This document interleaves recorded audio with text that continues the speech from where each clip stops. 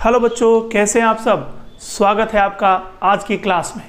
आज हम एक नया टॉपिक शुरू करेंगे जिसका नाम है कैपेसिटर।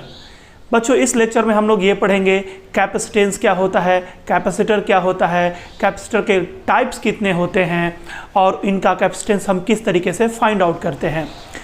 आफ्टर दैट इसमें ढेर सारे प्रॉब्लम सॉल्व करेंगे और फाइनल टॉपिक होगा इसका combination of capacitors, that is series combination and parallel combination.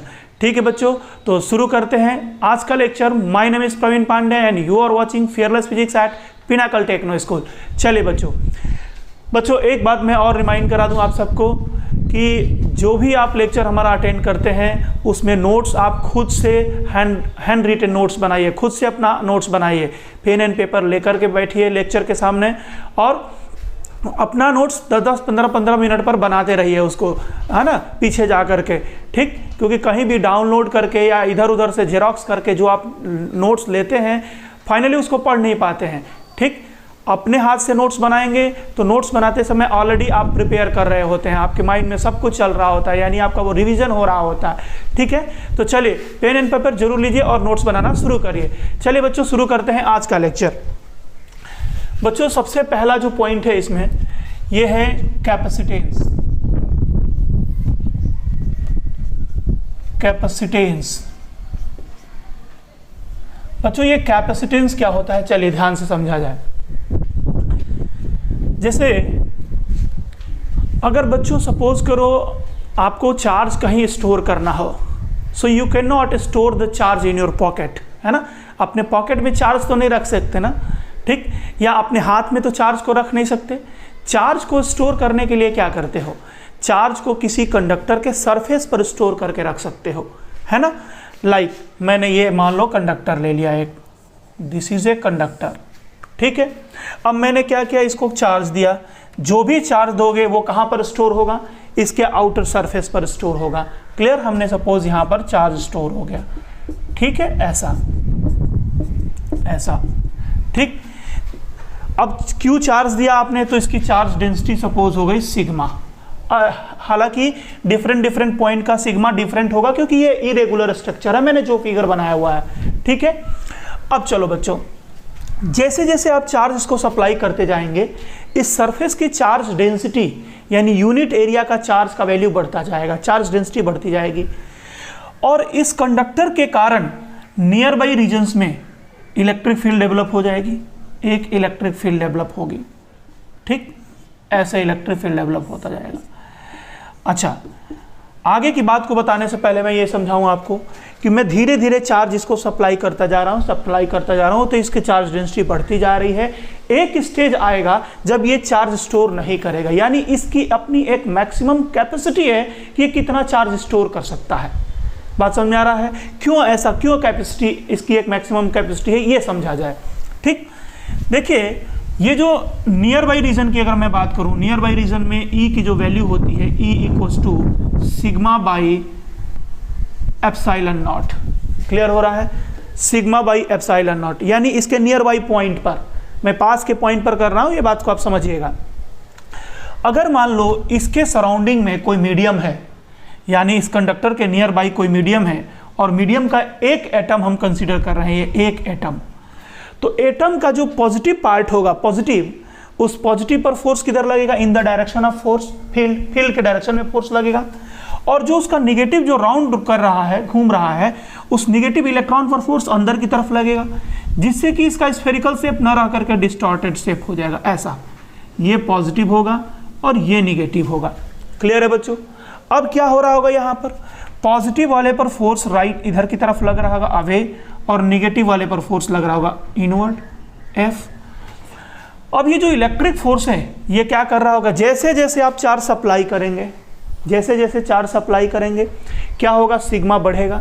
Sigma बढ़ेगा तो E की वैल्यू बढ़ेगी, और E की वैल्यू बढ़ेगी तो बाहर की तरफ लगने वाला फोर्स, ये F इक्वल टू फॉर्मूला होता है Q इंटू E, ये भी इंक्रीज करता चला जाएगा। यानी आप जितना चार्ज सप्लाई करेंगे इस कंडक्टर के ऊपर, सराउंडिंग का इलेक्ट्रिक फील्ड की वैल्यू बढ़ती चली जाएगी। इलेक्ट्रिक फील्ड के बढ़ने से जो मॉलिक्यूल्स होंगे उनका शेप डिस्टार्ट होता चला जाएगा, और जैसे जैसे डिस्टार्ट होता जाएगा एक टाइम आएगा जब ये क्या कर जाएगा, ब्रेक कर जाएगा, ये एटम दो पार्ट में टूट जाएगा। जब दो पार्ट में टूट जाएगा तो सराउंडिंग में चारों तरफ क्या फैल जाएगा, चार्ज फैल जाएगा। हाँ, जबकि हमारा काम क्या था, हम चार्ज को एक वॉल्यूम में स्टोर करके रखना चाहते थे, एक कम स्पेस में रखना चाहते थे। जबकि अब क्या होने लगा कि जो भी हम चार्ज दे रहे हैं या सराउंडिंग में जो भी मॉलिक्यूल्स है चारों तरफ चार्ज ही फैल जाएगा। ठीक, तो हमारा मेन जो पर्पस था चार्ज को एक जगह स्टोर करना, वो पर्पस खत्म हो गया। ठीक, माने वहां पर अब उसका कंट्रडिक्शन होना शुरू हो गया, चार्ज चारों तरफ फैलना शुरू हो गया।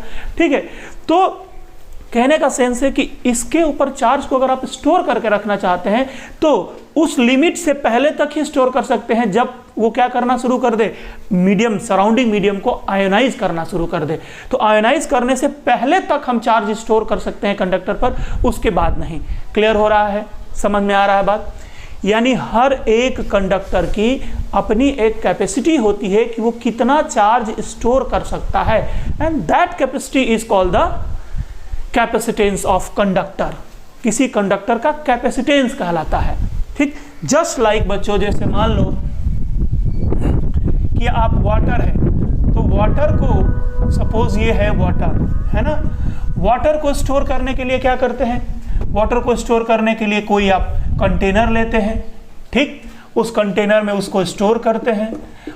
बोले उस कंटेनर की अपनी एक कैपेसिटी होती है कि वो कितना, किसमें किसी टैंक में, मान लो कोई टैंक है, किसी टैंक में स्टोर कर रहे हैं, तो जैसा वाटर को टैंक में स्टोर करते हैं वैसे ही चार्ज को कंडक्टर पे स्टोर करते हैं, कंडक्टर पर स्टोर करते हैं। स्टोर करने के लिए, अच्छा, जो टैंक में आप स्टोर कर रहे हैं उसकी अपनी एक कैपेसिटी है, मैक्सिमम वो कितना स्टोर कर सकता है, वो कैपेसिटी को यहाँ पर क्या बोलते हैं, वॉल्यूम बोलते हैं। यहाँ पर आप वॉल्यूम बोलते हैं, वॉल्यूम, और यहाँ पर क्या बोलते हैं, यहाँ पर उसको कैपेसिटेंस बोलते हैं। कैपेसिटेंस, कंडक्टर के केस में कैपेसिटेंस बोलते हैं। वॉल्यूम को मेजर करते हैं कि लीटर करते हैं, और कैपेसिटेंस को फैराड में मेजर करते हैं। फैराड, ये भी थोड़ी देर बाद मैं बताऊंगा, फैराड में मेजर करते हैं। क्लियर हो रहा है बात?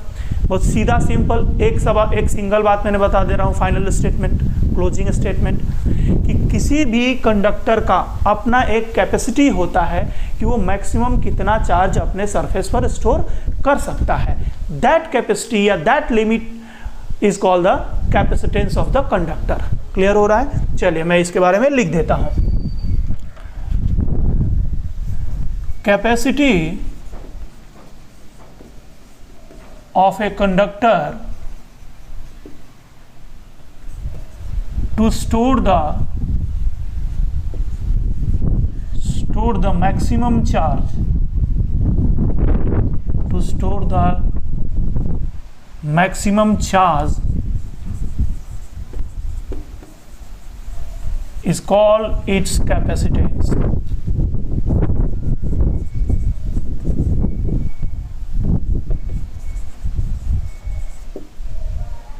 एक बात और बता दिया जाए, beyond that capacity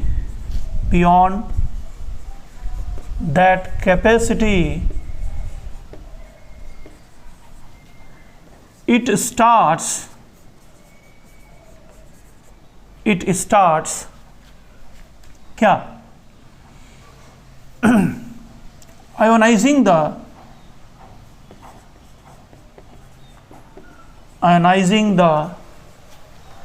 surrounding medium,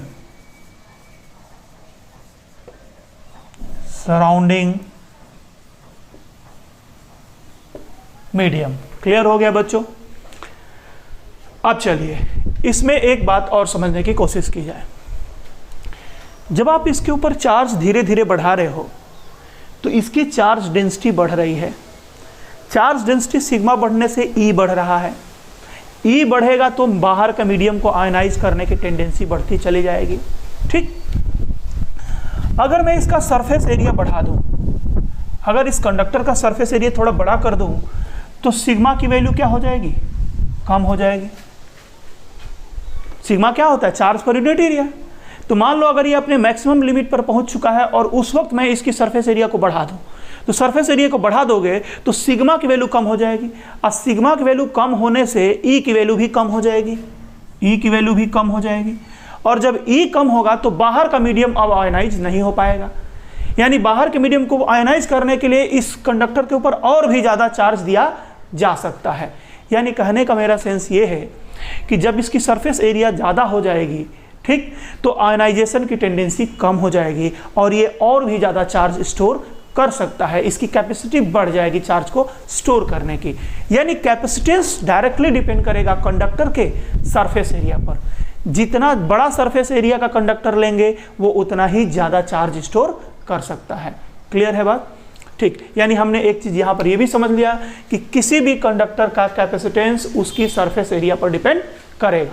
clear है? चलिए आगे बढ़ते हैं बच्चों। इसमें हम चलिए देखिए, अब हम लोग शुरू करते हैं। Capacitance of an isolated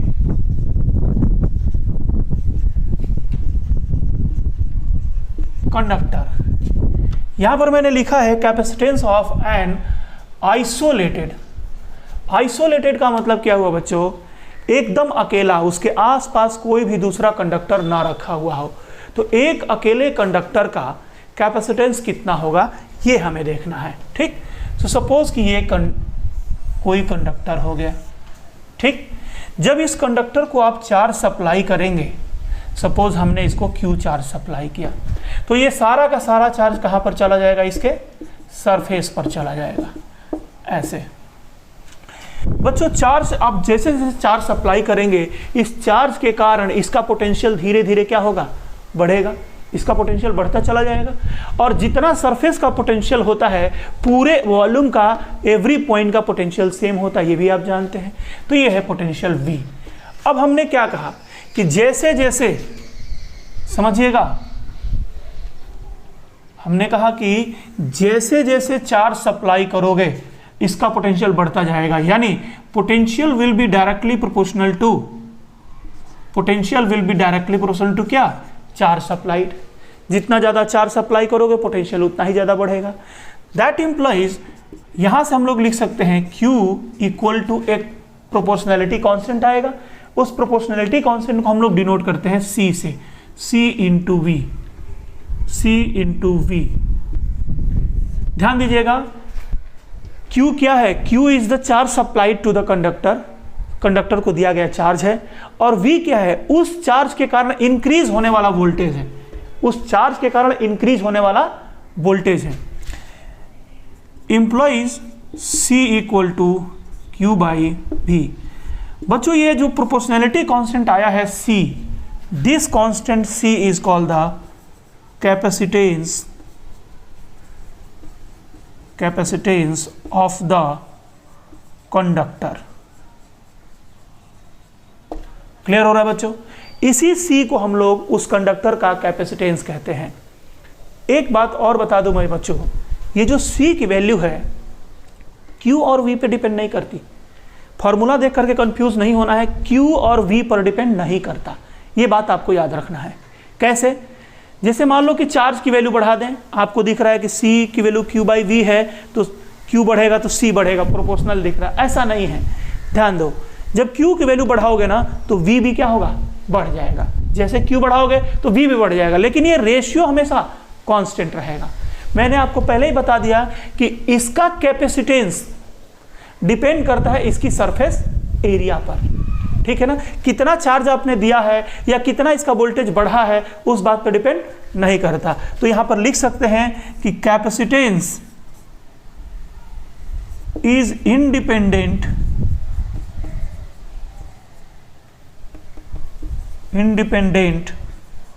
on Q and V। ये बात को ध्यान में रखना है। क्लियर है बच्चों? चलिए इसको हम लोग थोड़ा सा डेफिनेशन लिख देते हैं। किस तरीके से मैं लिख दे रहा हूं, when, मतलब आप किस तरीके से इसको लिखेंगे वो थोड़ा सा मैं आपको एक्सप्लेन कर दे रहा हूं।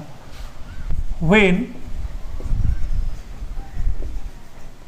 charge is supplied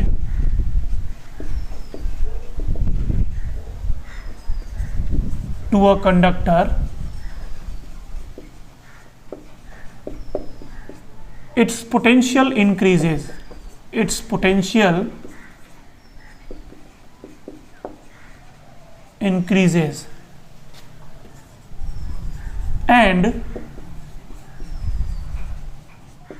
increase in potential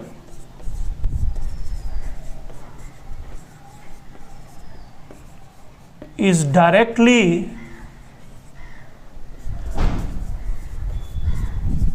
proportional to the charge supplied. To the charge supplied. क्या कहा बच्चों मैंने कि जब भी किसी कंडक्टर को आप चार्ज सप्लाई करते हैं तो उसका पोटेंशियल इंक्रीज करता है, ठीक। और वो पोटेंशियल में होने वाला इंक्रीमेंट डायरेक्टली प्रोपोर्शनल होता है चार्ज सप्लाइड के। जितना ज़्यादा चार्ज सप्लाई करोगे पोटेंशियल उतना ज़्यादा बढ़ेगा। अब यहाँ पर दैट इज, इसके बाद आप ये वाला स्टेप लिखेंगे, that is Q proportional to V, Q equal to CB. Here C is a constant for the given conductor and that constant is called the capacitance of the conductor. Clear है? एक बात याद रखो बच्चों, इसका capacitance हमने C equal to Q by V निकाला है। हमने बोला है आइसोलेटेड कंडक्टर, इसके नियर बाई में आसपास में कोई भी दूसरा कंडक्टर मौजूद नहीं है। अब इसके आसपास में कोई दूसरा कंडक्टर रख दोगे तो कैपेसिटेंस इसका बदल जाएगा। क्यों बदलेगा ये सब बातें आगे समझेंगे हम लोग। चलिए इसमें कुछ और भी पॉइंट समझने की कोशिश करते हैं। देखो बच्चों, अब अगर हम C का यूनिट निकालें, है ना, तो यूनिट क्या आ जाएगा, यहां से देख लो। यूनिट की वैल्यू आ जाएगी कूलॉम पर वोल्ट, है ना, कूलॉम पर वोल्ट। और इस कूलॉम पर वोल्ट को एक नया नाम दिया जाता है फैराड। क्या बोलते हैं? फैराड। क्लियर है? इस फैराड को ब्रैकेट में कैपिटल F से डिनोट करेंगे आप, ठीक। एक बात और समझो, फैराड एक बड़ी यूनिट है। लाइक सेंटीमीटर और मीटर में कौन, अगर लेंथ की बात किया जाए तो सेंटीमीटर और मीटर में कौन बड़ा यूनिट है? मीटर बड़ा यूनिट है। वैसे ही लाइट ईयर की बात की जाए, लाइट ईयर बहुत बड़ी यूनिट है। वैसे ही कैपेसिटेंस को मेजर करने के लिए जो फैराड आप यूज कर रहे हैं, फैराड बहुत बड़ा यूनिट होता है, ठीक। इसलिए फैराड को हमेशा छोटे यूनिट में कन्वर्ट करके लिखने का आपको मिलेगा प्रॉब्लम्स में। तो याद रखिए, अगर कहीं भी 1 μF लिखा हो, μF, तो 1 μF मीन्स माइक्रो फैराड, और ये बराबर होता है 10⁻⁻⁶ फैराड। अगर कहीं भी लिखा हो 1 NF nano farad, so this is 10⁻⁹ farad. And 1 PF का मतलब होता है pico farad, and that is 10⁻⁻12 farad. Clear है बच्चों? ये हो गया। आगे बढ़ते हैं। कैपेसिटेंस क्या है एग्जैक्टली? जैसे टंकी का वॉल्यूम होता है वैसे ही कंडक्टर का एक टाइप का ये वॉल्यूम मान लो। वॉल्यूम कहने का सेंस कैपेसिटी, चार्ज को स्टोर करने की कैपेसिटी को शो कर रहा है, ठीक। तो ये क्या बनेगा? ये हमेशा पॉजिटिव होगा, ये कभी भी निगेटिव नहीं होगा। कोई भी कंडक्टर होगा तो कुछ ना कुछ चार्ज अपने ऊपर स्टोर करेगा ही करेगा, ठीक। तो चार्ज स्टोर करने की कैपेसिटी कभी निगेटिव नहीं हो सकती, हमेशा क्या होगी? पॉजिटिव होगी। सो C is always positive, C is always positive, ये हमेशा पॉजिटिव होगा था, नेवर नेगेटिव। दूसरी बात, इट्स ए स्केलर क्वांटिटी, ये एक स्केलर क्वांटिटी हो गई। क्लियर है ना? नेक्स्ट पॉइंट, हम यहां से एक बात और कर सकते हैं। अगर इसका डायमेंशन की बात किया जाए, डायमेंशन निकालना है बच्चों, तो क्या लिखेंगे? यहां पर कूलॉम है बाई वोल्ट है, या Q बाई V, तो Q को Q ही रहने दो और V को लिख दो W बाई Q। पढ़े हो ना आप सब? W by Q। तो ये कितना बन जाएगा? Q² by W। अभी डायमेंशन निकालना है मुझे, तो ऐसे डायमेंशन का साइन बना दो, ऐसे डायमेंशन, ठीक। फिर क्या करेंगे अपन यहां पर? देखिए,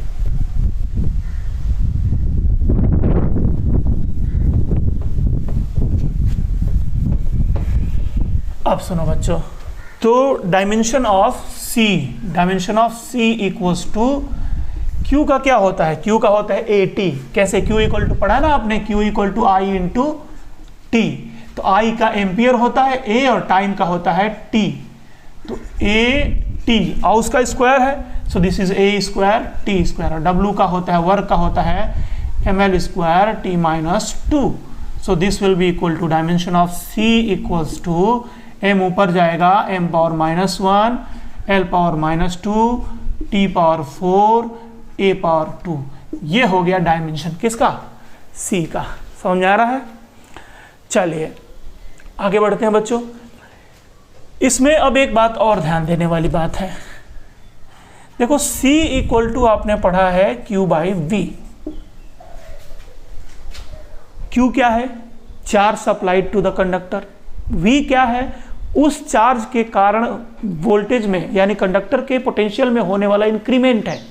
ठीक, तो देखा जाए, अब मैं कह रहा हूं कि if V equal to 1 volt then C equal to क्या? Q। यानी किसी भी कंडक्टर का कैपेसिटेंस किसके बराबर है? उसको सप्लाई किया जाने वाला चार्ज, और वो चार्ज क्या करता है? उसके वोल्टेज को 1 वोल्ट बढ़ाता है। ठीक, यानी किसी भी कंडक्टर के वोल्टेज को 1 वोल्ट बढ़ाने के लिए जितना चार्ज सप्लाई करते हैं वह चार्ज उस कंडक्टर के कैपेसिटेंस के बराबर होता है। ठीक, तो क्या लिखा, हम लोग क्या लिख सकते हैं? Capacitance of a conductor, that is capacitance of a conductor is equal to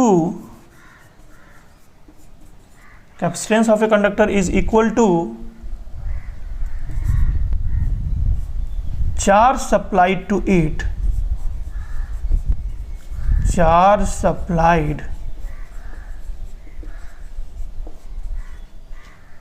it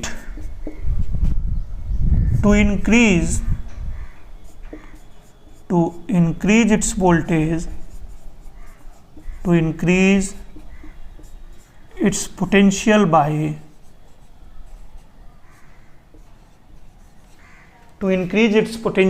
1 volt। यानी किसी भी कंडक्टर के पोटेंशियल को 1 वोल्ट बढ़ाने के लिए जितना चार्ज देना पड़ता है वही चार्ज उस कंडक्टर का कैपेसिटेंस कहलाता है। क्लियर है? चलो बच्चों, अब हम लोग देखेंगे एक नया topic, factors affecting the capacitance of a conductor. यानी किसी भी कंडक्टर के कैपेसिटेंस को कौन कौन चीज़ें अफेक्ट करती हैं, यानी किसी भी कंडक्टर का कैपेसिटेंस किन किन बातों पर डिपेंड करता है, ये देखना है हमको। तो सबसे पहली बात,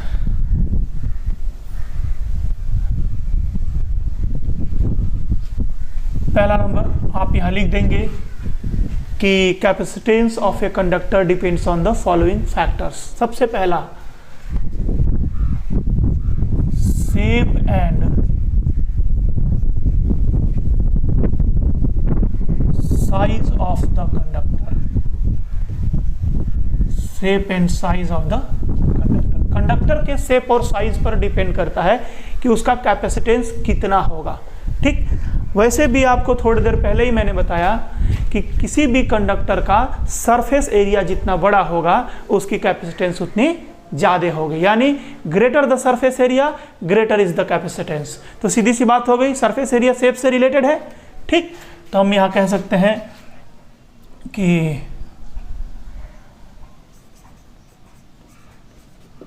capacitance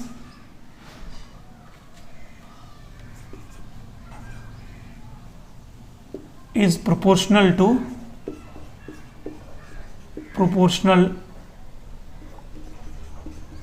to surface area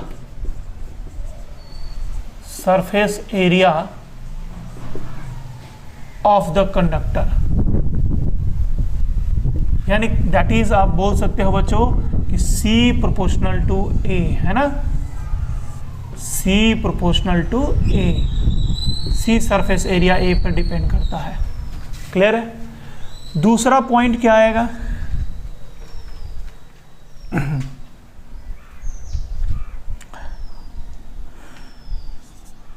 surrounding medium.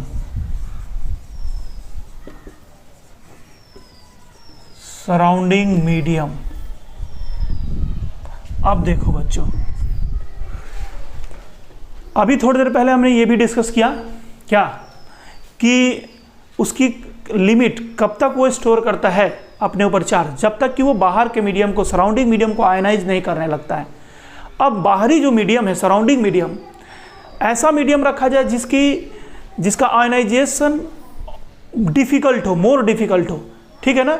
तो उस केस में कैपेसिटेंस क्या हो जाएगा, ज़्यादा हो जाएगा। कुछ मीडियम ऐसे होंगे जो जल्दी आयनाइज हो जाएंगे, कुछ मीडियम ऐसे होंगे जो काफ़ी ज़्यादा इलेक्ट्रिक फील्ड होने पर आयनाइज होंगे।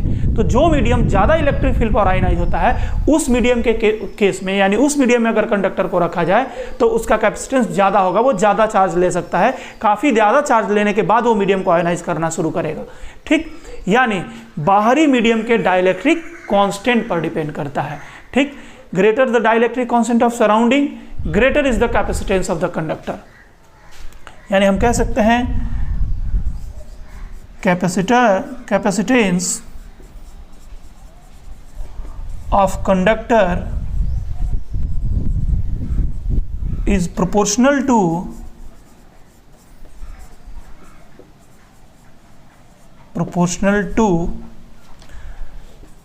dielectric constant of surrounding medium, dielectric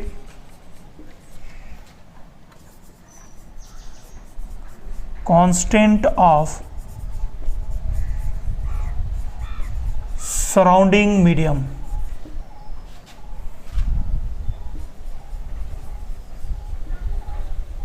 clear है बच्चों, that is C proportional to K। Capital K, small K, जो भी लिखो आप ऐसे समझो, ठीक। ये हो गया भाई C proportional to dielectric constant. आगे बढ़ते हैं, तीसरा पॉइंट एक देखते हैं। तीसरा क्या है, जैसे किसी भी कंडक्टर का कैपेसिटेंस उसके आसपास रखे हुए दूसरे कंडक्टर पर भी डिपेंड करता है, ठीक।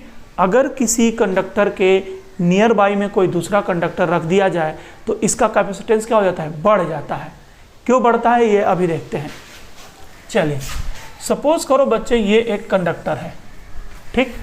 इसको मैं चार्ज सप्लाई कर रहा हूँ, तो इसका कैपेसिटेंस, कंडक्टर का चार्ज धीरे धीरे बढ़ता चला जाएगा, पोटेंशियल भी बढ़ेगा। यानी अपने एक मैक्सिमम पोटेंशियल पर रीच कर गया, ठीक। अपने मैक्सिमम पोटेंशियल पर ये रीच कर गया और इसके ऊपर जो भी चार्ज है, मान लो अब इसका मैक्सिमम पोटेंशियल सपोज करो 20 वोल्ट है और अपने मैक्सिमम पोटेंशियल पर जा चुका है और मैक्सिमम चार्ज स्टोरेज पे जा चुका है। इससे ज़्यादा वो चार्ज लेगा तो बाहर का मीडियम आयनाइज हो जाएगा, ठीक। इसके पास में मैंने कोई एक दूसरा कंडक्टर रख दिया, ये देखिए ध्यान से। जैसे ही कोई दूसरा कंडक्टर रखोगे, नियर बाई कंडक्टर, तो इस चार्ज के कारण, इस पॉजिटिव चार्ज के कारण, ये इधर वाला जो सरफेस होगा, इंडक्शन के कारण इस पर निगेटिव चार्ज आ जाएगा, निगेटिव आ जाएगा, और जो दूर वाला सरफेस है उस पर पॉजिटिव आ जाएगा। अब थोड़ा समझने की जरूरत है कि इस निगेटिव इंड्यूस्ड चार्ज के कारण इस कंडक्टर का पोटेंशियल डिक्रीज करेगा, ठीक। और उस पॉजिटिव वाले के कारण इस कंडक्टर का पोटेंशियल इंक्रीज करेगा। लेकिन ज़्यादा क्या होगा, ज़्यादा इंक्रीज होगा कि ज़्यादा डिक्रीज होगा। देखिए, निगेटिव वाले जो हैं वो नज़दीक हैं कंडक्टर के, तो निगेटिव का इफेक्ट ज़्यादा होगा। यानी निगेटिव वाले के कारण इस कंडक्टर का पोटेंशियल ज़्यादा डिक्रीज करेगा और पॉजिटिव के वाले के कारण पोटेंशियल थोड़ा इंक्रीज करेगा। यानी ओवरऑल इस कंडक्टर का वोल्टेज क्या होगा, ओवरऑल इस कंडक्टर का जो वोल्टेज होगा वो वोल्टेज गिर जाएगा, डिक्रीज कर जाएगा। और जब वोल्टेज डिक्रीज कर गया यानी अपने मैक्सिमम पोटेंशियल से थोड़ा कम हो गया, और जब कंडक्टर मैक्सिमम पोटेंशियल से कम हो गया तो इसको और ज़्यादा चार्ज दिया जा सकता है, और ज़्यादा चार्ज इसको दिया जा सकता है। बात क्लियर हो रही है? इसे ये ज़्यादा चार्ज स्टोर कर सकता है अपने उस मैक्सिमम पोटेंशियल पर जाने के लिए, जिससे इसकी कैपेसिटेंस क्या हो गई, बढ़ गई, ठीक है। तो लिख सकते हैं तीसरा क्या है, कि capacitance of conductor depends upon near by conductors, near by conductors. ठीक, तो हम क्या कहेंगे, presence of other conductor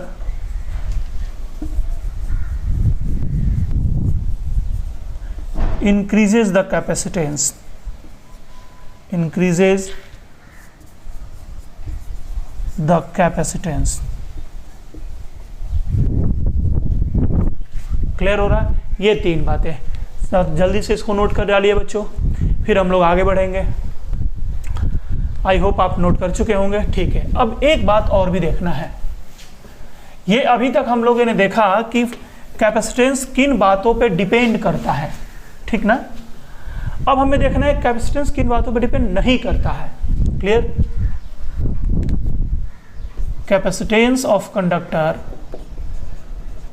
capacitance of conductor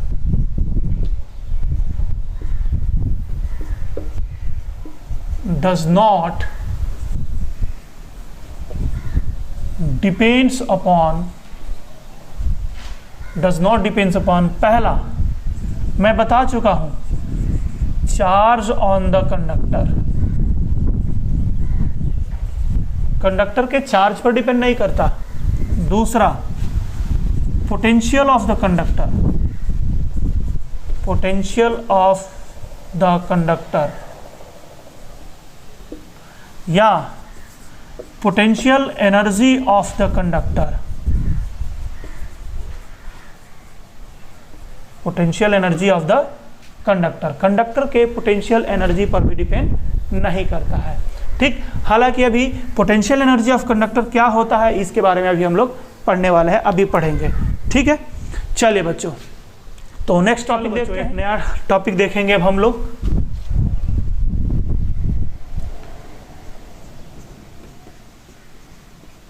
potential energy of an isolated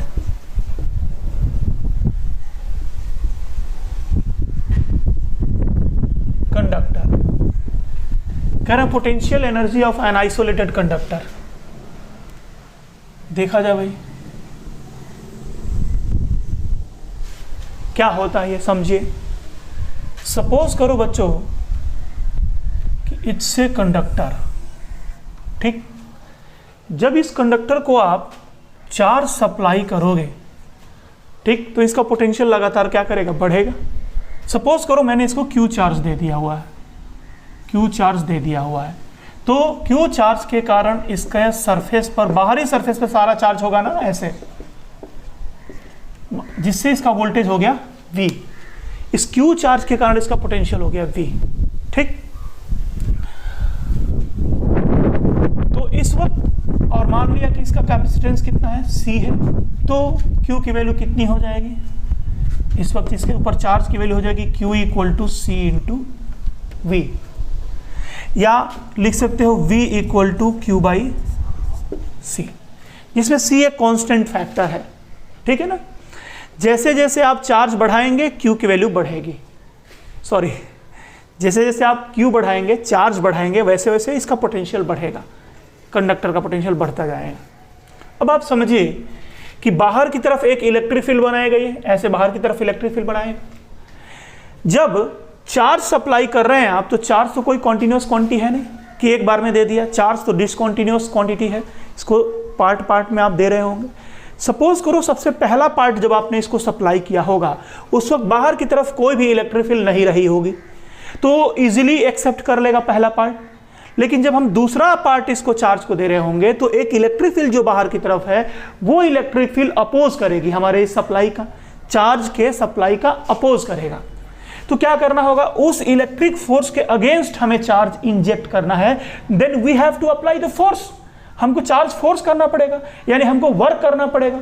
तो इस प्रोसेस में जैसे जैसे हम चार्ज सप्लाई करते जाएंगे इलेक्ट्रिक फील्ड बाहर की तरफ बढ़ती जाएगी और हमको चार्ज देने के लिए उतना ही ज़्यादा फोर्स लगाना पड़ेगा, यानी हमको हर नेक्स्ट पार्ट में ज़्यादा से ज़्यादा वर्क करना पड़ेगा चार्ज को देने में।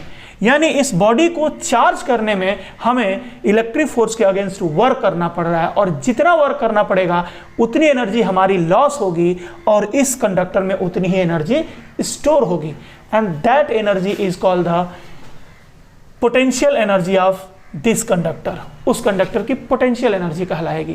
कहने का सेंस, फाइनल क्लोजिंग स्टेटमेंट क्या है? किसी भी कंडक्टर को चार्ज करने में एक्सटर्नल एजेंट को जितना वर्क करना पड़ता है उतनी एनर्जी उस कंडक्टर में स्टोर हो जाती है, और उसी एनर्जी को कंडक्टर की पोटेंशियल एनर्जी कहते हैं, या फिर इसको सेल्फ एनर्जी भी कहते हैं। क्लियर हो रहा है? चले मैं लिख देता हूं। क्या कह रहा है कि work done in charging a conductor stored in it as the potential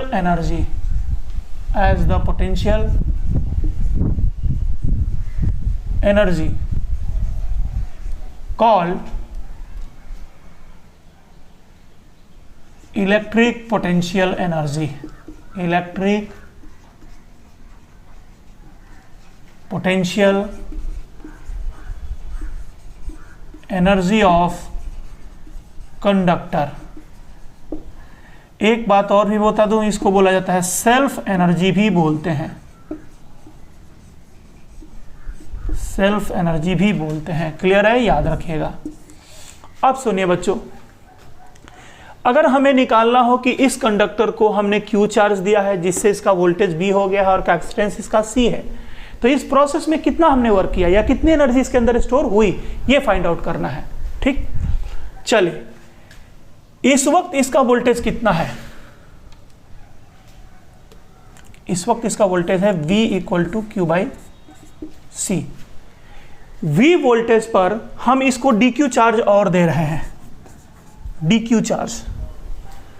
ठीक है, तो कितना वर्क करना पड़ेगा? इस DQ चार्ज को देने में कितना वर्क करना पड़ेगा? DW इक्वल टू, आप ये फॉर्मूला पिछले वाले चैप्टर में पढ़े हुए हैं इलेक्ट्रोस्टैटिक्स में, आपको याद होगा V equal to W by Q हो रहा है, V equal to W by Q, यानी W इक्वल टू करोगे तो W equal to V into Q हो जाएगा, W equal to V into Q. तो यहाँ पर W ना होकर के स्मॉल वर्क निकाल रहे हैं तो DW लिखेंगे, और वोल्टेज है उसका V, और चार्ज कितना दे रहे हैं हम लोग? DQ, तो V इंटू DQ ये हो जाएगा। क्लियर है? तो DW equal to VTQ। Now the DW equal to V का वैल्यू कितना है? Q बाई सी है, this is Q by C into DQ, implies that DW equal to हो जाएगा 1/c into Q D Q. अब क्या करेंगे? दोनों साइड को इंटीग्रेट कर दीजिए। दोनों साइड को जब आप इंटीग्रेट करेंगे क्या मिलने वाला है? आपको मिलेगा, यहां पे लिख देता हूं, integration of DW equal to 1/c integration of Q D Q. Charge इस पर कितना टोटल सप्लाई किया गया? स्मॉल क्यू, तो 0 टू स्मॉल क्यू, और ये 0 टू W हो जाएगा, तो 0 टू W, तो this becomes W equal to 1/c into Q square by 2। Q D Q की वैल्यू हो जाएगी Q square by 2, 0 to Q, और जो वर्क डन होता है यही वर्क डन क्या कहलाएगा? पोटेंशियल एनर्जी कहलाएगा। तो इसी को हम लोग U लिख देते हैं, तो U इक्वल टू हो जाएगा 1/c into Q square by 2, implies that U equal to आ गया 1/2 क्यू स्क्वायर बाई सी। ये फॉर्मूला बन गया आपका क्या चीज़ का? पोटेंशियल एनर्जी का, कि अगर इस वक्त इसके ऊपर चार्ज है Q और इसका कैपेसिटेंस है C, तो U इक्वल टू आ गया 1/2 क्यू स्क्वायर बाई सी। एक बात और, इसको एक नए फॉर्म में कन्वर्ट करो, Q की वैल्यू बराबर है CV के, Q इक्वल्स टू CV, तो U का नया फॉर्मूला आएगा 1/2, Q की जगह पे CV रखोगे, C² V² by C and that is equal to 1/2, एक C कैंसिल होगा, दिस इज CV², एक और नया फॉर्मूला आ गया। ठीक, एक और पता कर लेते हैं, U equal to 1/2 CV into V, CV² को मैंने लिख दिया CV इंटू V, और CV किसके बराबर है, CV किसके बराबर है, Q के बराबर, तो ये बराबर हो जाएगा 1/2 QV। तो तीन फॉर्मूले आ गए हैं, U equals to half CV², U equal to half QV और U equal to 1/2 Q² by C। ठीक, एक बार आप इसको पूरा नोट कर लीजिए, उसके बाद इस फॉर्मूले को मैं एक जगह लिख देता हूं। ठीक है, चलिए नोट कर लिया आपने। देखिए, सपोज करो बच्चों कि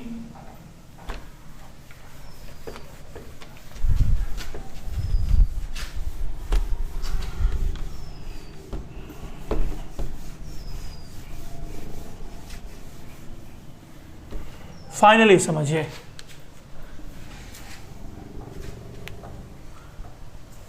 मान लो ये कंडक्टर है, सॉरी कोई भी इरेगुलर कंडक्टर सपोज करो, एनी कंडक्टर। ठीक, इस कंडक्टर का कैपेसिटेंस है C। ठीक है, इसका कैपेसिटेंस हो गया C और इसको चार्ज दे दिया है हमने +Q, जिसके कारण इसका वोल्टेज हो गया है V।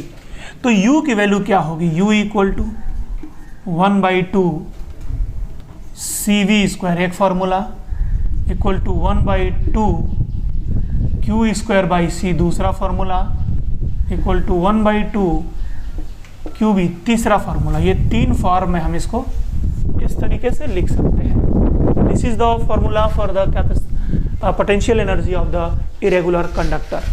ठीक है, याद रखिएगा ये बेसिक फॉर्मूला है, C के टर्म में लिखा गया फॉर्मूला। ठीक है ना, चलिए आगे बढ़ते हैं। कैपेसिटेंस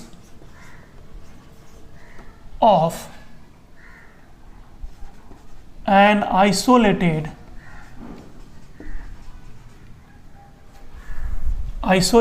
spherical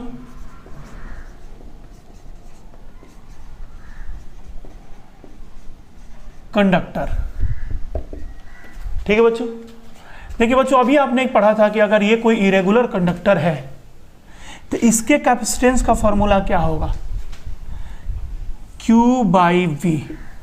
ठीक, जहां पर Q क्या है, Q is the charge supplied, जिसके कारण पोटेंशियल कितना बढ़ा है, V, यानी charge supplied by increase in voltage, charge supplied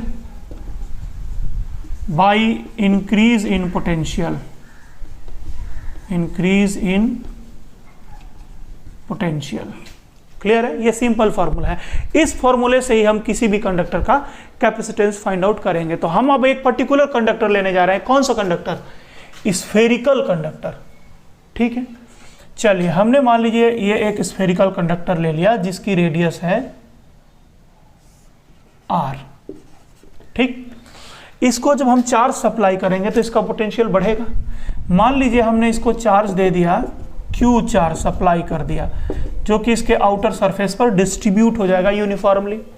तो हमने Q चार्ज सप्लाई किया, तो जिसके कारण इसका वोल्टेज हो गया V। तो ध्यान से समझिएगा कि इसका वोल्टेज V इक्वल टू कितना आएगा, V equal to KQ by capital R। ये तो हम लोग पढ़ चुके हैं पीछे वाले चैप्टर में, V equal to KQ by R। इसके सरफेस का जितना पोटेंशियल होगा पूरे वॉल्यूम का हर जगह का एक ही होगा। अब चलिए, तो इसका कैपेसिटेंस कितना होगा, C equal to charge supplied, कितना चार्ज दिया था आपने, Q चार्ज दिया था, तो Q divided by increase in potential वो V है, Q by V। That implies C equal to Q by V की जगह पे क्या लिखोगे, KQ divided by R। So this is equal to, R चला जाएगा ऊपर, Q कैंसल हो जाएगा, R by K, and that is equals to R by के को क्या लिखते हो 1/4πε0, ये चढ़ जाएगा ऊपर।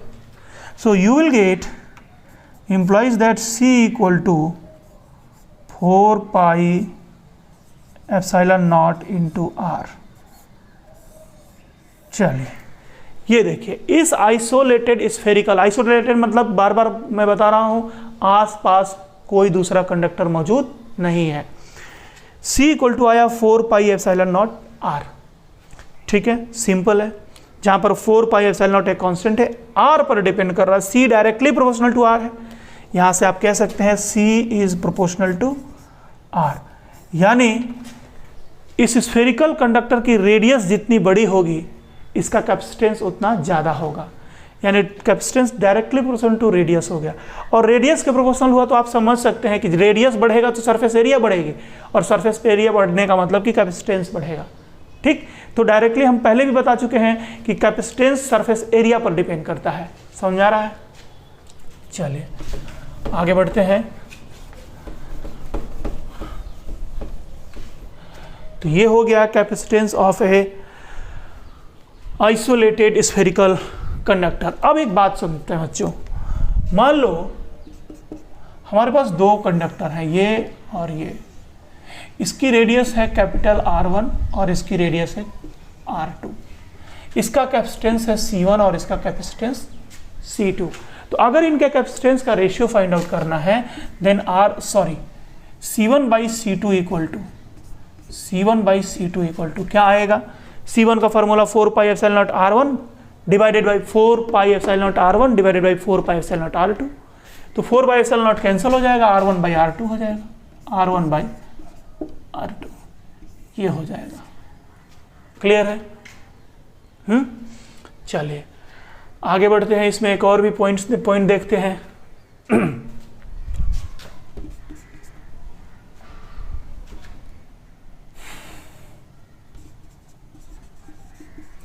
Earth is also a spherical conductor।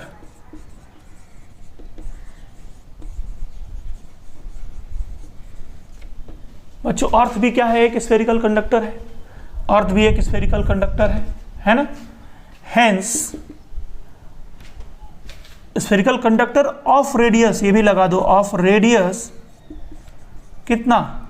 6.4 into 10⁻6 metre, इतने मीटर रेडियस का अर्थ एक स्फेरिकल कंडक्टर है। तो इसका कैपेसिटेंस यानी अर्थ का कैपेसिटेंस कितना होगा ये निकाला जाए, ठीक है ना? तो चलिए,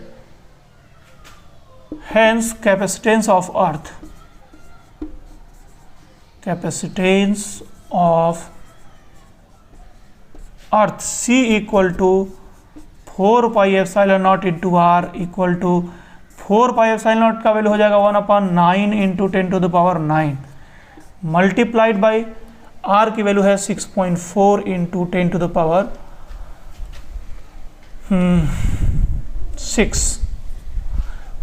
hence C will be equals to, आप बच्चों इसको सॉल्व कर लीजिए, अप्रॉक्सीमेटली ये जो आएगा अप्रॉक्सीमेटली 711 माइक्रोफैरड, 711 माइक्रोफैरड। बच्चों थोड़े ध्यान से देखिए, 711 यानी 711 माइक्रोफैरड किसका कैपेसिटेंस है? अर्थ का। माइक्रोफैरड यानी सोचो अर्थ इतनी बड़ी है जिसका 711 माइक्रोफैरड आ रहा है कैपेसिटेंस, तो फैरड कितना बड़ा क्वांटिटी होगा? फैरड बहुत बड़ी क्वांटिटी होती है, ठीक है? चलिए ये एक बात हो गई। एक नया चीज और देखा जाए, एक बात और भी समझना है, capacitance of spherical conductor surrounded by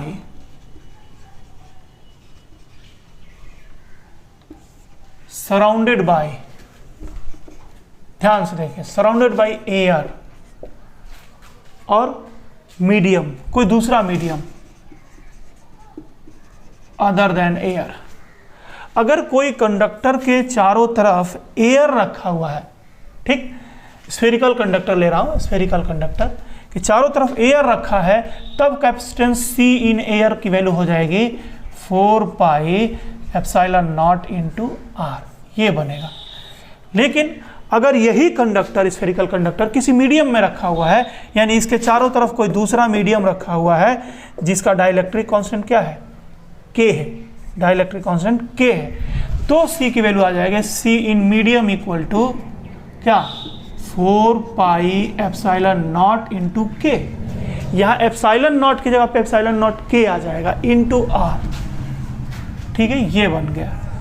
तो इन दोनों का यहाँ पर रिलेशन बना सकते हो, C in medium equals to K into C in air, K into C in air. यानी किसी भी कंडक्टर का कैपेसिटेंस मीडियम में ले जाने पर एयर वाले कैपेसिटेंस का K टाइम्स हो जाता है, K टाइम्स हो जाता है, ये बात याद रखना। यानी क्या मतलब हुआ कि अगर मान लो कि किसी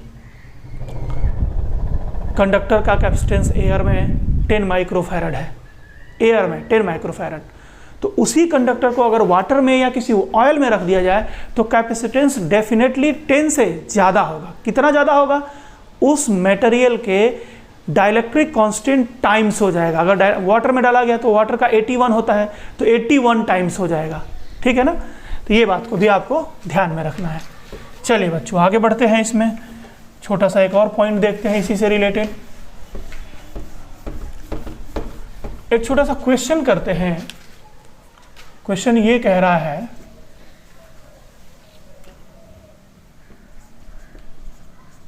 find the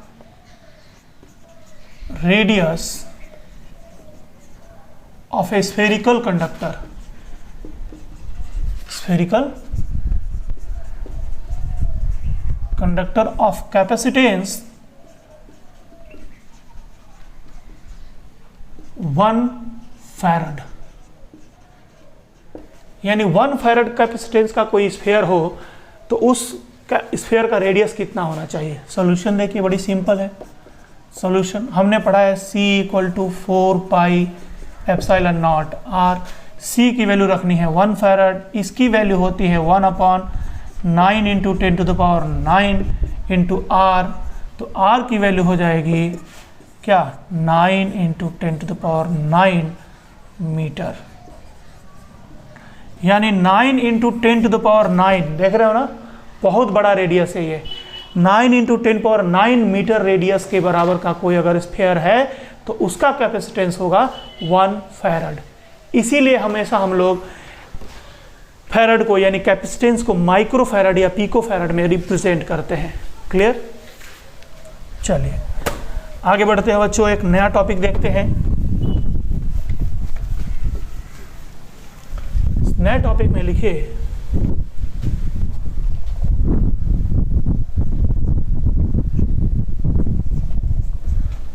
redistribution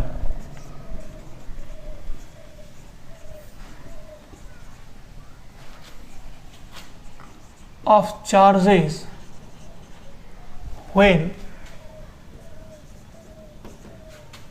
two spherical conductors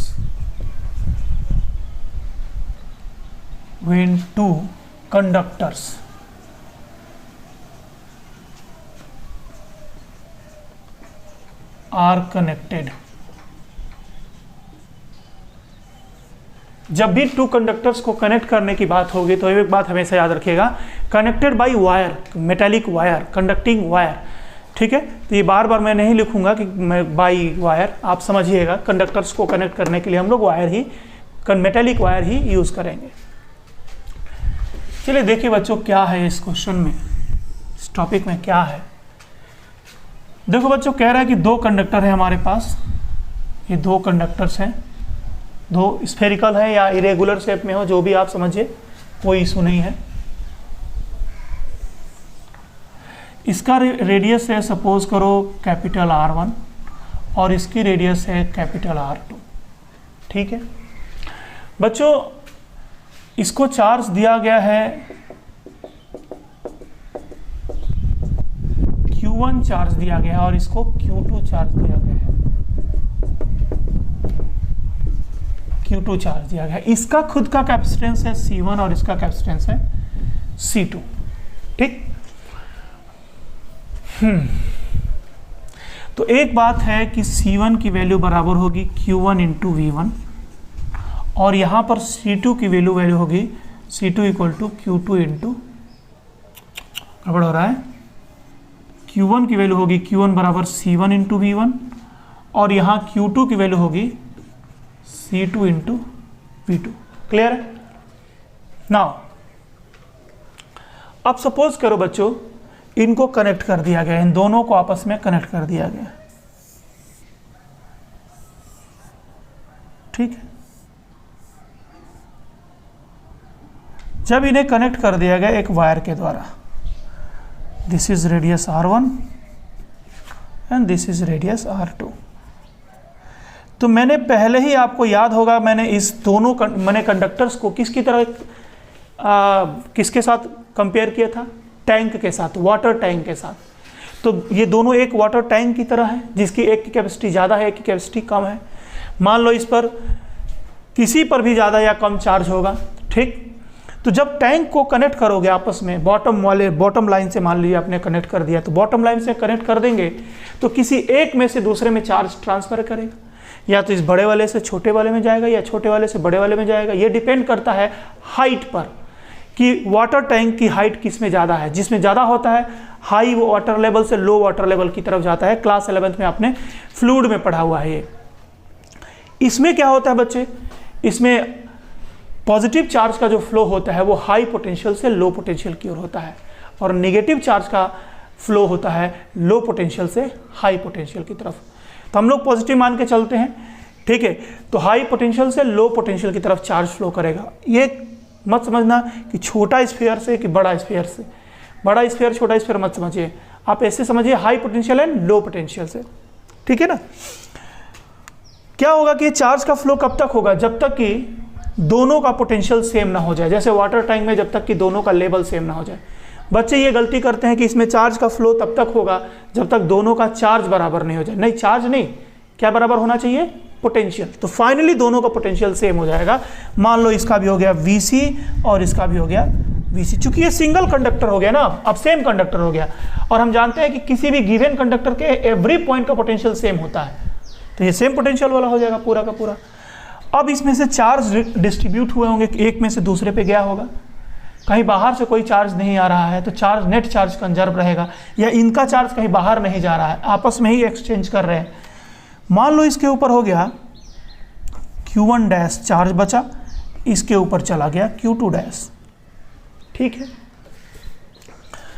अब हमें क्या क्या फाइंड करना है? हमें फाइंड आउट करना पड़ सकता है कि कॉमन पोटेंशियल कितना है। जब दोनों कंडक्टर को कनेक्ट किया गया तो पोटेंशियल कितना हो गया। अब उनके ऊपर नया चार्जेस कितना कितना है, Q1 डैश और Q2 डैश की वैल्यू क्वेश्चन पूछ सकते हैं। एक क्वेश्चन पूछ सकते हैं कि ये जो चार्ज का एक्सचेंज हो रहा है, तो इस चार्ज के एक्सचेंज होने में क्या पोटेंशियल एनर्जी में कोई चेंज हो रहा है, और अगर चेंज हो रहा है तो कितना चेंज हो रहा है। ये एक क्वेश्चन बन सकता है। चलिए देखते हैं इन सारे क्वेश्चंस को।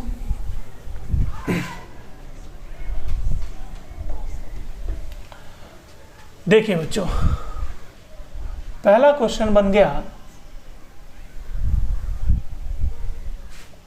Common potential.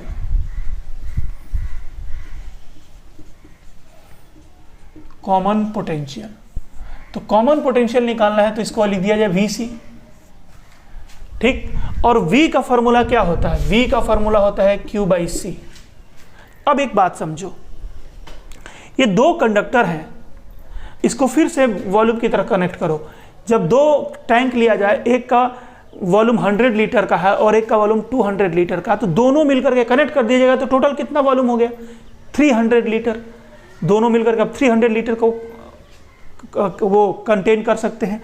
वैसे ही इसमें C नेट जो होगा, C net capacitance, net capacitance कितना हो जाएगा? सीधा सीधा स्केलर क्वांटिटी ऐड हो जाएगा, दोनों मिलकर के C1 प्लस C2 कैपेसिटेंस बनाएंगे, C1 प्लस C2।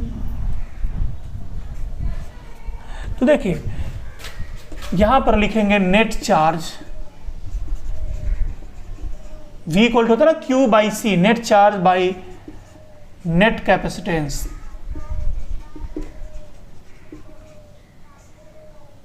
तो नेट चार्ज कितना हो गया Q1 प्लस Q2, क्योंकि टोटल चार्ज में कोई चेंज नहीं आएगा, Q1 plus Q2 by C1 plus C2, ये हो जाएगा कॉमन पोटेंशियल। अब यहां पर Vc को लिखा जा सकता है, Vc इक्वल टू Q1 की जगह पे क्या लिख सकते हैं, C1V1, तो C1V1 plus C2V2 divided by C1 plus C2, ये बन गया। This is the common potential, यानी इन दोनों का कनेक्ट करने के बाद का पोटेंशियल ये हो जाएगा। दूसरा नंबर क्वेश्चन क्या बनेगा कॉमन पोटेंशियल के बाद,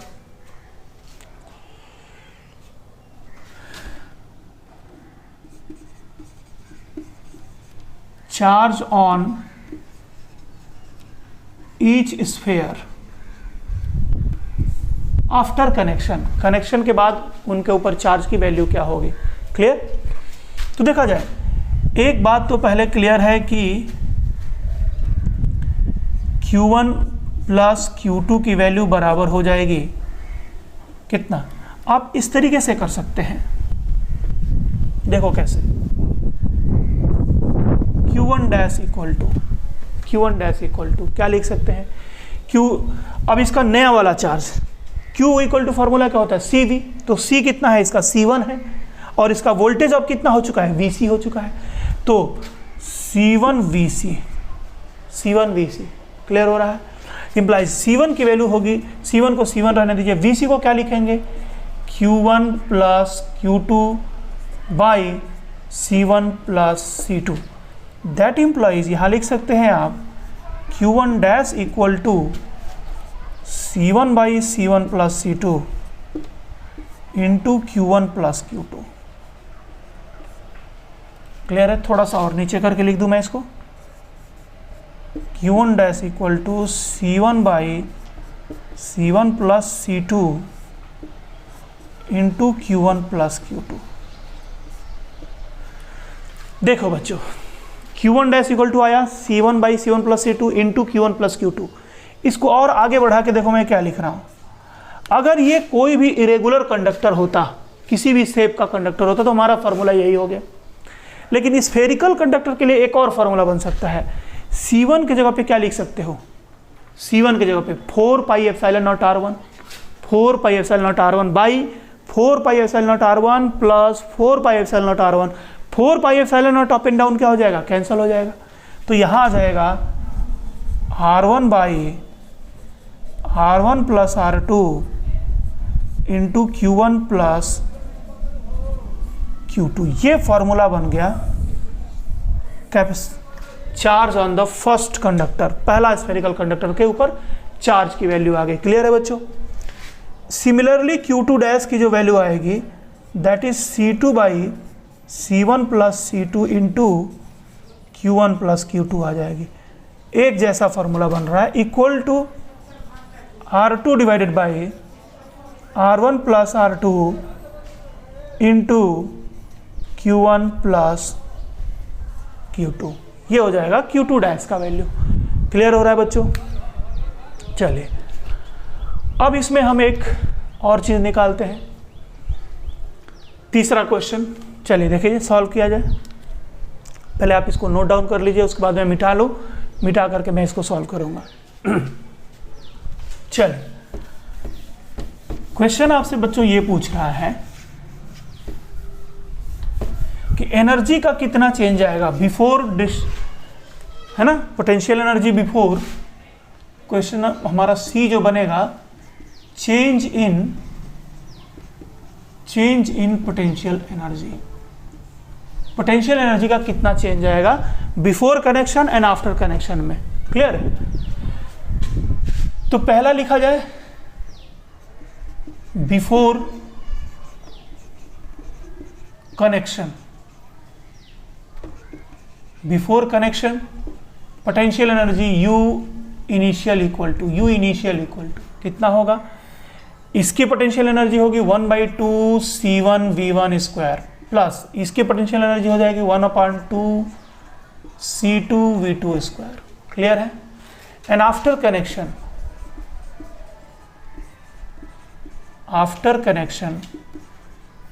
के बाद U फाइनल इक्वल टू। अच्छा बच्चों, एक बात और भी मैं कह दूं, चार्जेस का रीडिस्ट्रीब्यूशन वर्ड क्यों यूज किया गया है? रीडिस्ट्रीब्यूशन, मान लो इस पर 10 कूलम चार्ज था, इस पर 5 कूलम चार्ज था। कनेक्ट करने के बाद इस पर अगर 8 कूलम हुआ तो इस पर 7 कूलम हो जाएगा। दोनों का सम अभी भी उतना ही रहेगा, पहले ही रहेगा। तो चार्ज ना तो ऐड हो रहा है ना तो सबट्रैक्ट हो रहा है, सिस्टम में नेट चार्ज वही रह रहा है। उसी चार्ज का आपस में एक्सचेंज हो रहा है या कुछ थोड़ा बहुत चेंज हो रहा है। तो एक पर जितना कम हो रहा है दूसरे पर, यानी उसी अमाउंट को, टोटल उसी अमाउंट को रीडिस्ट्रीब्यूशन किया जा रहा है, नया से कहीं से कोई चार्ज आ जा नहीं रहा है। ठीक। After connection U final equals to, चलो भाई, अरे यार ये परेशान कर दिया, 100 रुपया में 100 किलो कितना क्या बेच रहा है।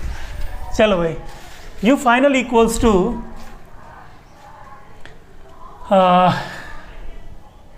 ये एक सिंगल कंडक्टर हो गया, इसकी पोटेंशियल एनर्जी कितनी हो जाएगी? 1/2 हाफ CV स्क्वायर, C की जगह पे C1 प्लस C2 और V की जगह पे कॉमन पोटेंशियल VC का स्क्वायर। ठीक। Now delta U equal to find out किया जाए, यानी change in potential energy. Now U final minus U initial, तो डेल्टा U इक्वल्स टू आएगा 1/2 C1 plus C2 into C1 V1 plus C2 V2 by C1 plus C2, यहाँ B square होगा और यहाँ B square होगा, minus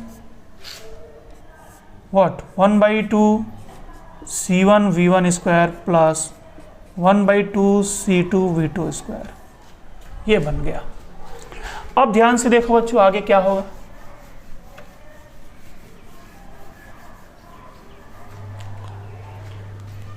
this delta U is equals to 1/2, ये C1 plus C2 का whole square cancel हो जाएगा, अप एंड डाउन कैंसिल हो जाएगा। ठीक। 1/2 सब में से कॉमन आएगा। कॉमन आने के बाद क्या बनेगा? देखिए, पहले वाले में बनेगा C1 V1 plus C2 V2 का square divided by C1 plus C2, या फिर इसको मल्टीप्लाई कर दीजिए प्लस, और नीचे में बनेगा C1 plus C2। C1 plus C2 से क्रॉस मल्टीप्लाई होगा इनमें।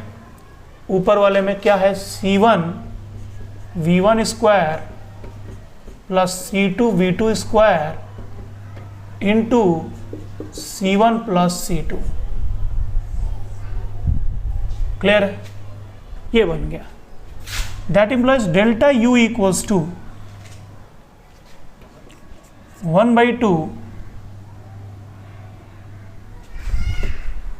देखो बच्चों, इसको ब्रेक करो, पहले थोड़ा सा मैं इसको बड़ा करके लिखूं। डेल्टा U इक्वल टू 1/2, देखिए इसका A प्लस B का होल स्क्वायर का ब्रेक करिए, C1 square V1 square plus C2 square V2 square plus 2C1 C2 V1 V2। ठीक। सॉरी, यहाँ पर माइनस लगा है ना, तो यहाँ माइनस आएगा, माइनस से मल्टीप्लाई होगा इसमें अंदर में।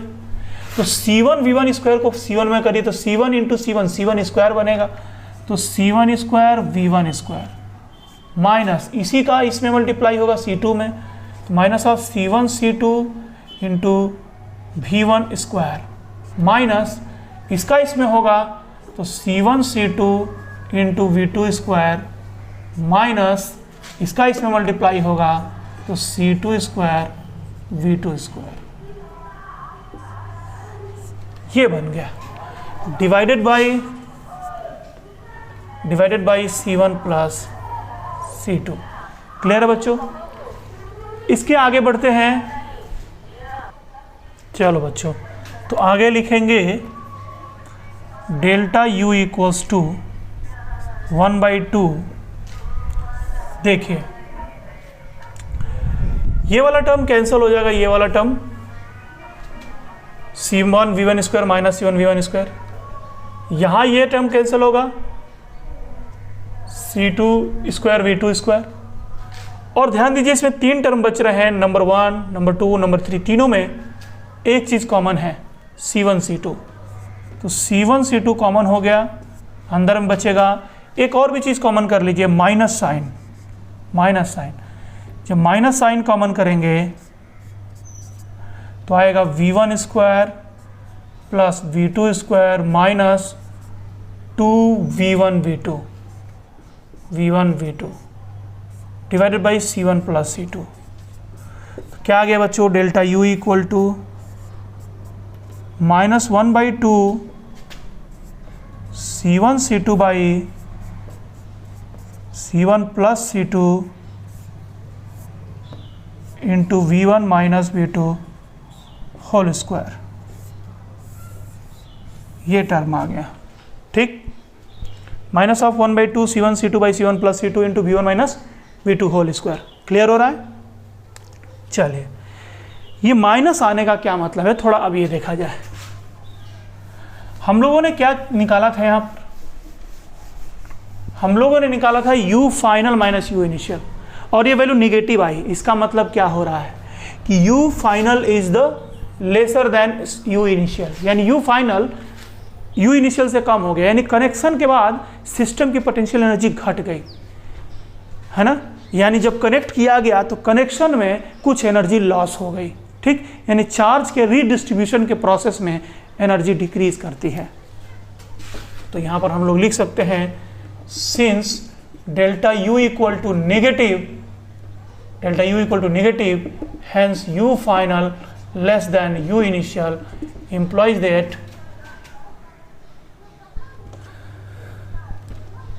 there is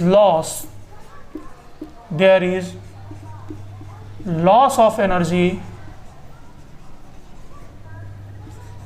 during redistribution of charge. और U लॉस कितना हुआ, U लॉस इक्वल टू 1/2। अब जब लॉस वर्ड यूज कर रहे हैं तो माइनस साइन नहीं लिखेंगे, 1/2 C1 C2 by C1 plus C2 into V1 minus V2 whole square. This is the U loss. Clear है? चलिए बच्चों, हो गया ये। आई होप आप सबको समझ में आया होगा सारा बात, बहुत बढ़िया से कर लीजिएगा, ठीक है। चलिए आगे बढ़ते हैं, एक नया टॉपिक देखते हैं, क्वेश्चन देखते हैं इसी से बेस्ड। देखिए बच्चों, क्वेश्चन में ये दिया गया है कि these are the two conductors, this is and this is, having charge Q1 equal to 3 coulomb and this Q2 equal to 6 coulomb, and its capacitance C1 equal to 6 microfarad and this C2 equal to 3 microfarad। दो conductor है, ये दोनों conductor को अब connect किया जाएगा। when conductors are connected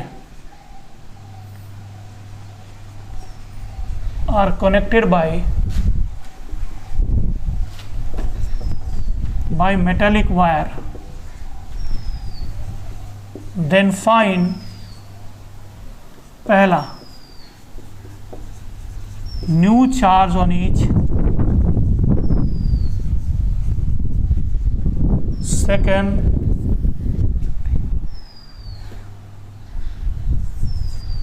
इसको second बना लो,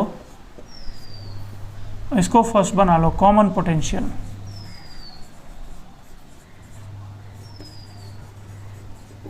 common potential and third, energy loss in the process. बच्चों ये क्वेश्चन पूरी तरीके से फॉर्मूला बेस्ड है, आप सब इसको पहले अटेम्प्ट करिए खुद से और उसके बाद आप सॉल्यूशन देखिए, ठीक है। चलिए जल्दी से फटाफट सॉल्व करना शुरू करिए।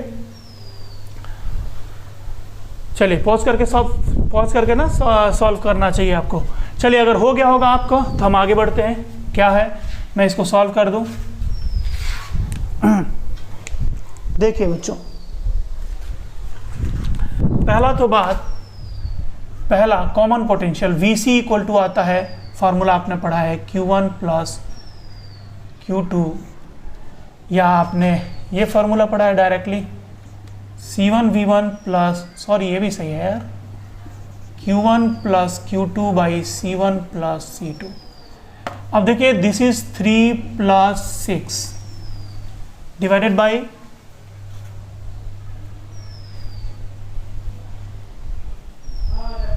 इसको भी माइक्रोकूलम में रखो, माइक्रोकूलम, दिस इज माइक्रोकूलम, ठीक। तो 3 plus 6 divided by 6 plus 3, 9 by 9 equal to 1 volt आ गया, 1 वोल्ट। सिंपल है। दूसरा नंबर क्वेश्चन आपसे पूछ रहा है क्या, न्यू चार्ज ऑन ईच। तो पहले वाले पर चार्ज Q1 की वैल्यू जो आएगी Q1 dash equal to Q equal to formula होता है CV, तो C1 इंटू, अब नया वोल्टेज कितना हो गया है VC, तो C1 कितना है, C1 है 6 इंटू VC कितना है 1, तो कितना हो जाएगा 6 माइक्रोकूलम। पहले इस पर 3 माइक्रोकूलम चार्ज था, अब कितना हो गया 6 माइक्रोकूलम। Q2 डैश कितना हो जाएगा C2 into VC, and that is C2 कितना था इसका 3 था, इंटू VC 1 है 3 माइक्रोकूलम। देखने में आ रहा है, पहले वाले पर 3 माइक्रोकूलम चार्ज था, कितना हो गया 6 माइक्रोकूलम। दूसरे वाले पर 6 माइक्रोकूलम था, कितना हो गया 3 माइक्रोकूलम। यानी चार्ज एक्सचेंज हो गया पूरी तरीके से इनका, ठीक है। 1 2 3 थर्ड नंबर में U loss equal to formula है 1/2 C1 C2 by C1 plus C2 into V1 minus V2 whole square. So this is equal to 1/2 C1 C2, C1 की वैल्यू है 3 into 6 by 3 plus 6 multiplies by V1। इसका voltage निकाल लीजिए आप, V1 equal to क्या होता है Q by C, है ना। तो Q कितना है इसका 3/6 है, ठीक है। Q equal to CV, V1 equal to हो जाएगा 1/2 और V2 इक्वल टू हो जाएगा Q बाई C, Q है 6/3 इक्वल टू 2, तो 1/2 माइनस 2, 1/2 माइनस 2 का whole square. So U loss equal to 1/2, sorry ये 2 से कट करा दो इसको, 3 टाइम्स में 9/9, 3 3 9/9 इक्वल टू 1, 1 माइनस 1/2 हो जाएगा आपका माइनस 3/2 का स्क्वायर, 3 का स्क्वायर 9, 2 का स्क्वायर 4, है ना।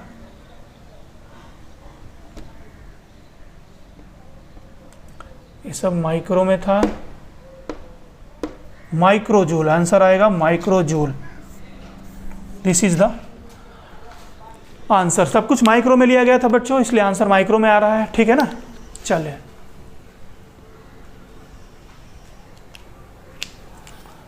और यहाँ पर वोल्ट आएगा, यहाँ माइक्रो वोल्ट नहीं आएगा। क्यों नहीं आएगा समझिए, ऊपर भी माइक्रो था नीचे भी माइक्रो था, तो माइक्रो का 10⁻⁻6 जो होता है दोनों में वो कैंसिल हो जाएगा, वो वोल्ट बन जाएगा। क्लियर है। चलिए आगे बढ़ते हैं, एक और क्वेश्चन देखते हैं हम लोग।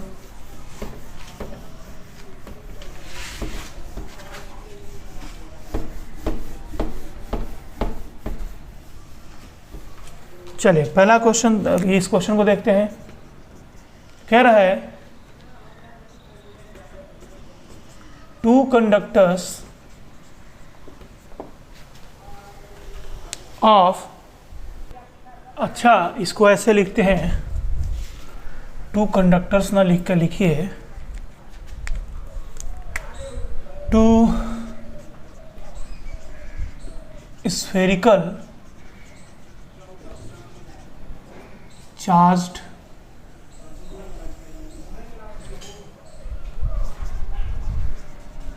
conductors of radii R1 and R2 in bracket R1 greater than R2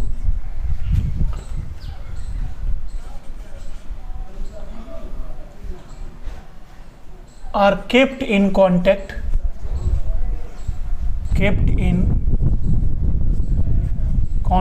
for long time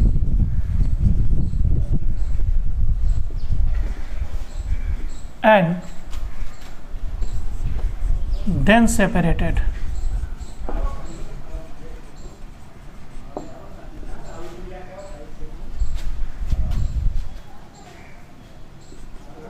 Find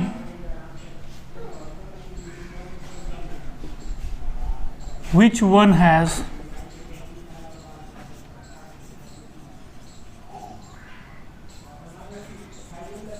greater first potential,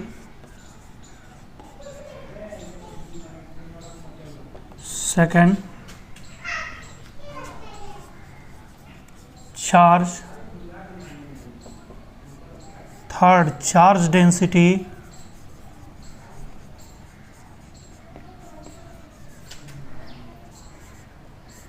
fourth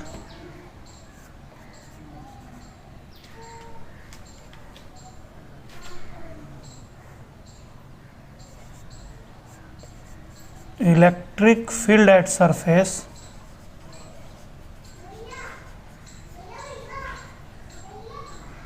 and fifth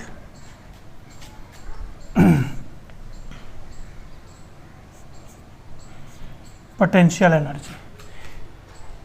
ये 5 क्वेश्चन इसमें बनते हैं। इसको आप ध्यान से पहले एक बार क्वेश्चन को पॉज करके एक बार क्वेश्चन को ध्यान से पढ़ लीजिए, क्वेश्चन को अटेम्प्ट करिए। आता है तो अच्छी बात, नहीं भी आता है तो हम सॉल्यूशन दे ही रहे हैं, आप इसको सॉल्यूशन को देखिए। ठीक है, काफ़ी इंपॉर्टेंट क्वेश्चन है ये, अक्सर कंपटीशन में कहीं ना कहीं आता रहता है ये। ठीक है, चलिए, वैसे जेई में ये दो बार आ चुका है। ठीक, चलिए देखिए सॉल्यूशन देखते हैं। सॉल्यूशन में क्या कह रहा है कि 2 spherical charged conductors of radii R1 and R2, R1 और R2 रेडियाई के हैं,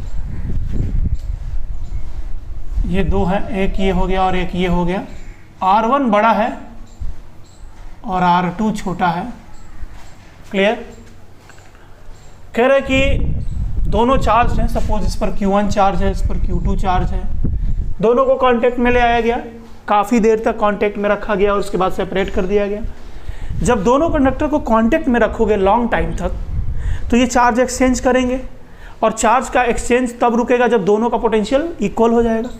यानी जब दोनों इक्वल पोटेंशियल पर आ गए तो उसको हटा लिया गया, ये समझने का मतलब है, लॉन्ग टाइम कहने का मतलब। ठीक, यानी फाइनली दोनों का पोटेंशियल क्या होगा, सेम होगा, कॉमन पोटेंशियल पर दोनों आ जाएंगे। क्वेश्चन में आपसे ये पूछा गया है कि अब बताना है कि हटा लिए जाने के बाद किसका पोटेंशियल बड़ा है, किसका चार्ज बड़ा है, किसका चार्ज डेंसिटी बड़ा है, किसका, अब समझ में आ रहा है ये सारे क्वेश्चन है। तो पहला बात तो क्लियर हो गया कि पहला वाला पोटेंशियल तो सेम होगा, V initial will be equal to V final, potential same होगा, कॉमन पोटेंशियल पर दोनों आ जाएंगे। दूसरा नंबर क्या है क्वेश्चन, पहला हो गया चार्ज के बारे में। तो चार्ज क्या है, नया charge Q1 dash by Q2 dash हो जाएगा। Q बराबर फॉर्मूला होता है CV, तो पहले वाले का C1 इंटू पोटेंशियल हो गया है VC, और दूसरे का C2, उसका भी पोटेंशियल VC, तो VC कैंसिल हो जाएगा, C1 बाई C2, और C1 बाई C2 बराबर होता है R1 बाई R2, ये पहले ही हम लोग पढ़ चुके हैं। या आप समझ सकते हैं C बराबर 4 pi epsilon not R1 by 4 pi epsilon not R2, 4 pi epsilon naught cancel हो गया, R1 बाई R2। अब ध्यान से देखिए, this will be greater than 1, क्यों भाई, R1 बड़ा है R2 से, R1 R2 से बड़ा तो ये वैल्यू 1 से बड़ी आएगी। Q2 डैश से उधर मल्टीप्लाई कर दो, hence Q1 dash is greater then Q2 dash, यानी बड़े वाले पर ज़्यादा चार्ज बचेगा, छोटे वाले पर कम चार्ज बचेगा। ठीक है, ये सीधा सा बात है। 2 हो गया। तीसरा नंबर, अब हमको निकालना है, चार्ज भी हो गया, चार्ज डेंसिटी की बात करनी है। चार्ज डेंसिटी यानी sigma 1 dash by sigma 2 dash. Sigma 1 dash का मतलब क्या होता है, charge density means charge per unit area, है ना।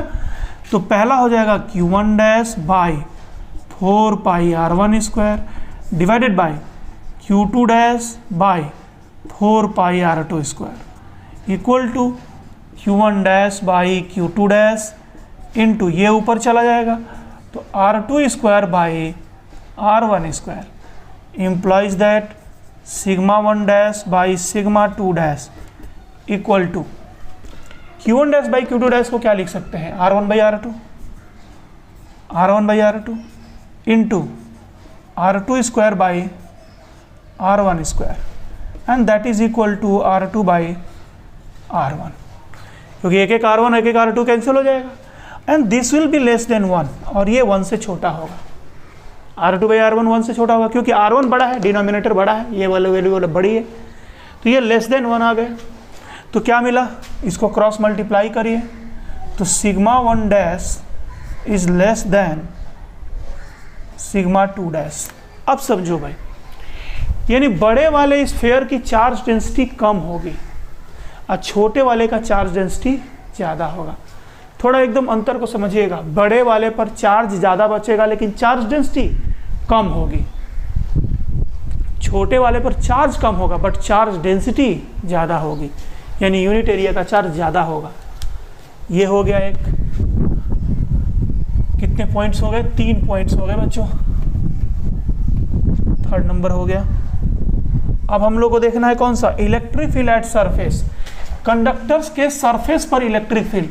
तो सरफेस पर इलेक्ट्रिक फील्ड का जो फॉर्मूला होता है E1 dash by E2 dash कह लो, E का फॉर्मूला होता है E इक्वल टू कंडक्टर के सरफेस पर इलेक्ट्रिक फील्ड का फॉर्मूला होता है सिग्मा बाई एप्सिलॉन नॉट। तो अब यहाँ लिखेंगे sigma 1 dash by epsilon naught और sigma 2 dash by epsilon naught और एप्सिलॉन नॉट कैंसिल हो जाएगा। This is equal to sigma 1 dash by sigma 2 dash और ये बराबर है R2 बाई R1 के, विच इज लेस देन 1, जो कि 1 से छोटा है। यहाँ से क्लियर हो गया कि E1 dash is less than E2 dash.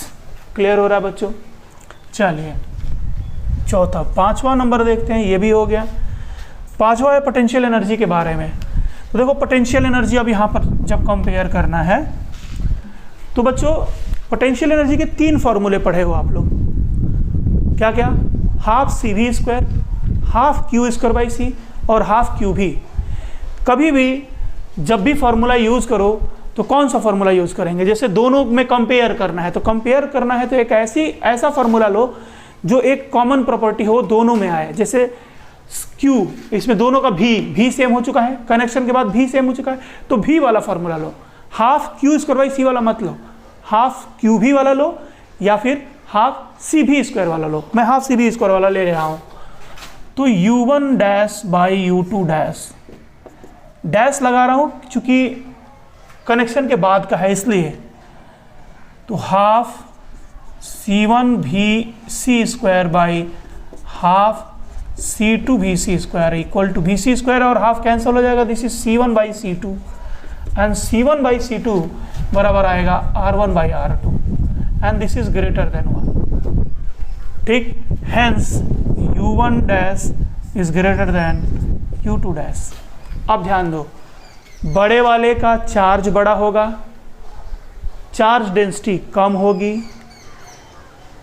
Electric field भी कम होगा, पोटेंशियल एनर्जी ज़्यादा होगी। ये सारी बात आप ओरली याद रखेंगे तो कहीं भी ऑब्जेक्टिव क्वेश्चन में डायरेक्टली अप्लाई कर सकते हैं। चलिए बच्चों, इसके बाद एक और क्वेश्चन मैं आपको दे देता हूं।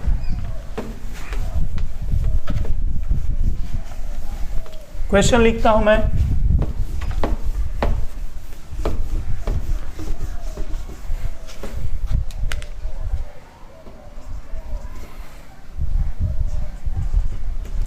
two spherical conductors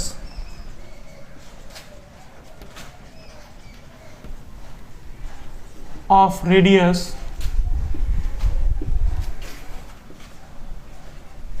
r and 2r are charged such that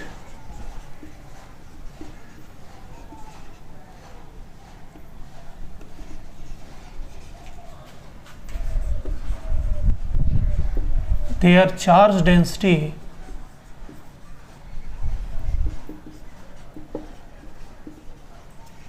are same.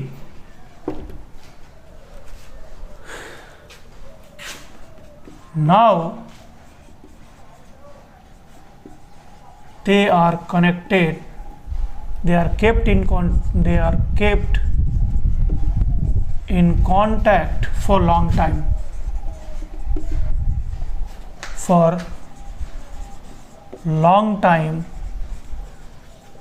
and separated.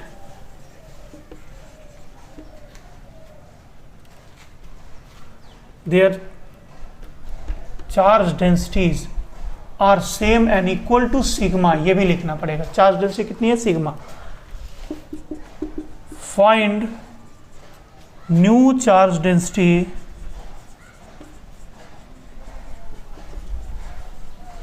of bigger one.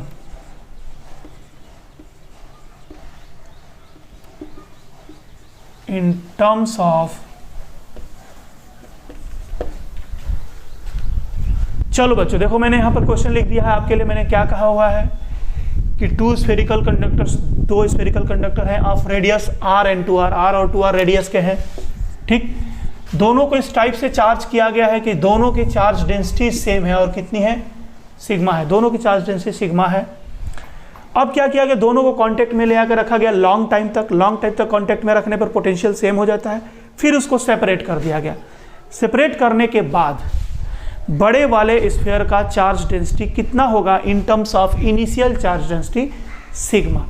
ये क्वेश्चन है, आप लोग इसको सॉल्व करिए. सॉल्व करके कमेंट बॉक्स में आंसर दीजिए.